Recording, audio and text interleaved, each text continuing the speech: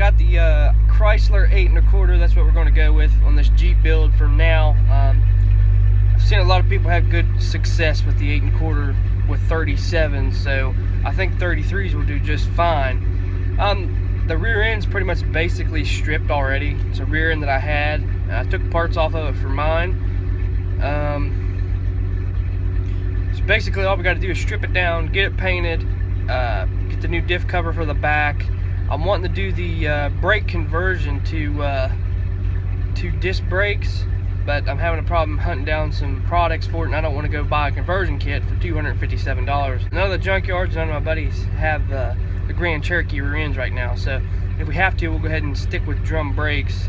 I really don't want to, but and I had a sudden change of mind there, but I hear a lot of people saying that, you know, you can't just stick an 8 1/4 under a Jeep because the drive shaft's too long, or I know the U-bolts are different. That's common sense, but I've never really heard the drive shaft thing, so I guess we're going to have to do it and see. If you know anybody that has done the Dana 35 swap to the 8 1/4, if their drive shaft was too long, I got a 3-inch lift, so that should make a little bit of a difference.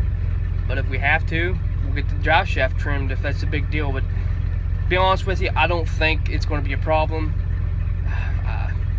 And the caps are not a different size because I'm running a Dana 35 drive shaft in my 98 Cherokee, so that's false information there. But anyway, we're going to go ahead and go to the garage. First, I got to go to Advanced Auto and see if I can get the brake spring parts for the drum brakes and all that good stuff, because we're just going to go ahead and go with that. I'm not losing any money on that because I could always use it, the spare parts for my Jeep, so not losing any money there. But we got to go ahead and go there, see if we can get ripped off with some China parts, then go to the garage and tear it down a little bit. So basically all we're going to be doing is maybe doing the brake conversion kit, cleaning it up, painting it. I'm wanting to do the locker in the back, but I'm not sure about locking the front and the back, because if I lock the front and the back and drive it to the trail, because I got to drive at least sometimes 30 to 40 miles on blacktop to get to a trail, so I don't know if I should lock the front and the back. So I'm not too sure on that, so I might just lock the front. So basically what we're going to do is maybe the brake conversion. I know I'm rebuilding the brakes all together, no matter which, if it's drum brakes or the conversion. We're going to be cleaning up and painting it.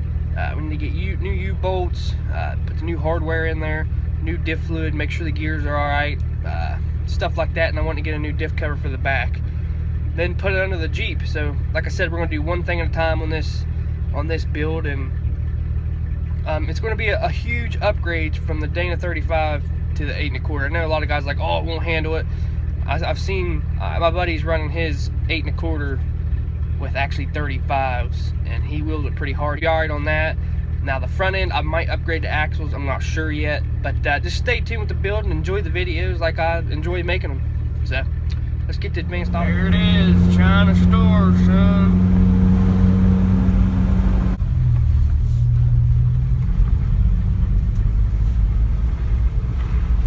Good old garage.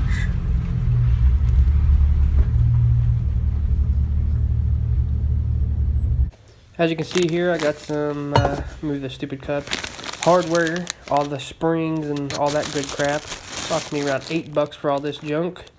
It wasn't too bad.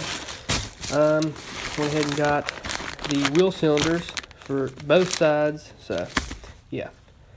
But here's the half stripped rear end Chrysler 8 1/4.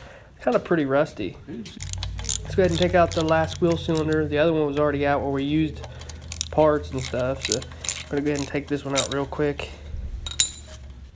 And it's not too bad. Some people tighten these so bad that you can't even get them out, so sometimes they're a pain in the hind end to get out, like this one's being stubborn. But finally pull it out here, and there it is, junk. So need to clean this whole rear end. I've already took the block off, so it's no big deal. It's let me get over here and get it for you guys. It's the same as the Dana 35, but you just take your vent tube out, and that's what holds your block on. It's where your brake lines run. But I went ahead and took the brake line bracket out, and it's pretty much stripped. I'm not going to take the axles out. There's no need to do that yet. And I'm going to get another diff cover, but there it is. There's all the brake stuff was in it. Just one side was in it. I went ahead and took it all out and forgot to record it. I always forget, but there's all that junk. And there it is. Need to clean this up. It's pretty rusty. The axle seems to be okay. Check the gearing. From what I can hear, it sounds okay. I ain't took the diff cover off just yet. As you can see, it's not too bad. But I got a drill, wire brush. Gonna go ahead and wire brush this bad boy up. See if we can get it cleaned up as good as we can. Get all the loose stuff off of it. As you can see, it's pretty bad, but we can get it up, cleaned up pretty good. But I'm just gonna knock all the loose stuff off of it. So, yeah.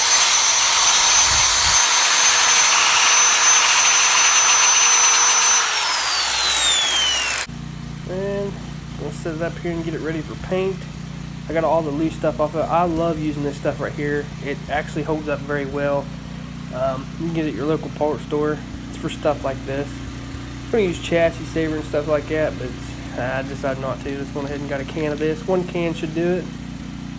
So yeah, it's pretty good stuff. It dries pretty quick and it's pretty durable.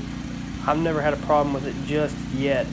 But I paint all my underneath stuff with when it comes to like springs or rear ends or diff covers or anything. So it's like oil resistant and it's pretty good stuff. I like it. And it covers very well. Can't beat the way it covers. And it feels like there's a lot in the can too. Then I'm gonna get over here, spray under here. Just doing a quick spray for right now. I know I have to touch it up here in a little bit, but you don't want to cake it on there and make it run because this stuff tends to be a little thinner than paint, really. So I think it's because it's already got primer and all this hardener and stuff in it. I think that's why it's just a little bit thinner, but just going to give it a quick shot here. And there's the second coat. I know I still got to touch up a lot of stuff, but we're going to go ahead and let that dry. But hey, it's turned out pretty good. It's supposed to dry like a flat finish. I think I'm going to go back to the store after I'm done with this can and get a glossy finish maybe. Not really digging the flat finish yet. Maybe it'll grow on me. But I'm going to go ahead and touch it up here. Some spots you can see where I missed. Like I said, it's no big deal. Got to get over here. It looks pretty good. I don't see any spots that I missed just yet. Somebody welding over there. Now let's go ahead and put these daggone wheel cylinders in. This is pretty self-explanatory. It's not hard. They're pretty easy. You just stick them up in there where they go, then put your two 10mm bolts back in there, which is easy as pie. It's hard to do with one hand, as you can see here, man. It's hard to do everything with one hand. I had my tripod laying against the wall, and I couldn't find it. And here it was right in front of my face. Yeah. But we're gonna stick this in here. Some people crank these down, dude. When they put these in here, they like crank these wheel cylinders so tight that you can't get them back out. But I had to end up taking a stupid bleeder off to get it in the hole for some odd reason. The bleeder on this one was like 10 times longer than the other one. But it fit in there pretty good. Now you just stick it up in there. And I got one bolt in it. Then I'm going to go ahead and put the top one in it. I had to put the camera down for a second. But like I said, you don't want to torque these too tight. Just snug them up. Because people crank them down so tight you can't get them out after a while. After they, get worn a little bit. Just crank them till you feel it. Just snug it just a little bit. Don't want to be like Heat Man, like crank them way down. But yeah, there it is. So let's take a shot of paint over the bolts and the cylinder too. Gotta keep it new. I love this paint. As you can see, went ahead and got her on there. Need to move to the other side and put it on. Gotta put my bleeder back in here. I don't want to forget that and roll it on the floor and step on it and lose it.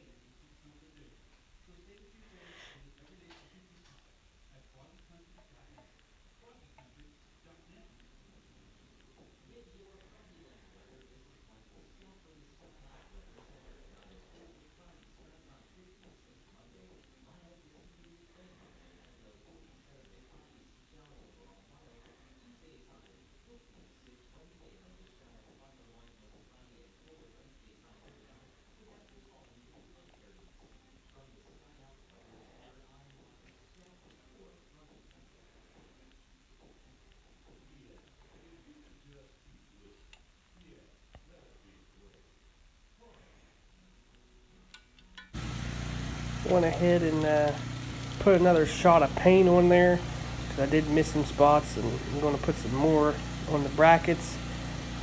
Just going ahead and touching it. I'm touching it up. Just touching it up a little bit. Oh, piece of rust laying there. What do you know? But I'm touching it up where it needs to be touched up. Like I said, I need to get another can, do a whole another coat. If you want it like looking pretty good, just go buy another can advanced and probably shoot it again. So I'd say about 1.5 to 2 cans. I'll probably do it. But it covers pretty good. I'm not digging the flat yet. But here it is. It's kind of still wet. It's kind of glossy. I'm digging the glossy look. It's starting to dry a little bit. Yeah, I'll probably go to the store and get some gloss. It looks better. It don't look so ghetto-ish, I guess you could say. I don't know. Leave in the comments below what you think. If it should be glossy black or flat black. Yeah. Got the wheel cylinders in there. Went ahead and shot them with some black paint.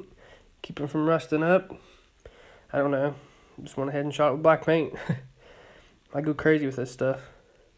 At least it don't look all crappy and all rusty. Looks pretty good so far. Just need to get the rear diff cover ordered for it. The armor one.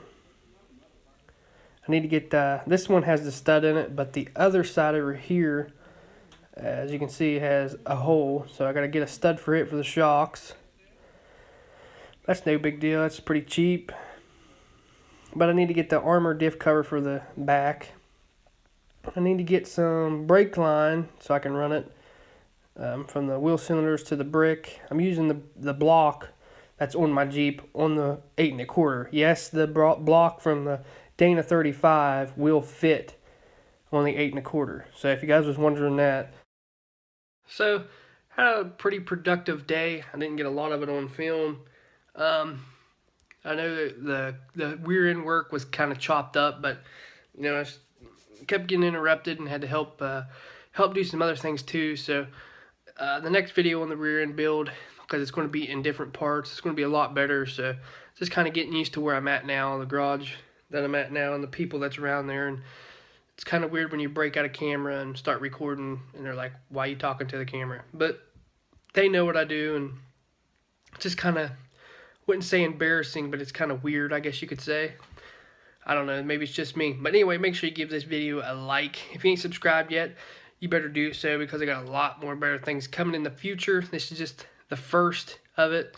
Just trying to get, like I said, getting used to people being around me while I'm filming and stuff. So make sure you go check out treadright.com. They will be in the link description below. And check out all my social medias. They'll be in the link below. They'll be in the link below. They'll be in the description below. Stay dirty, my friends.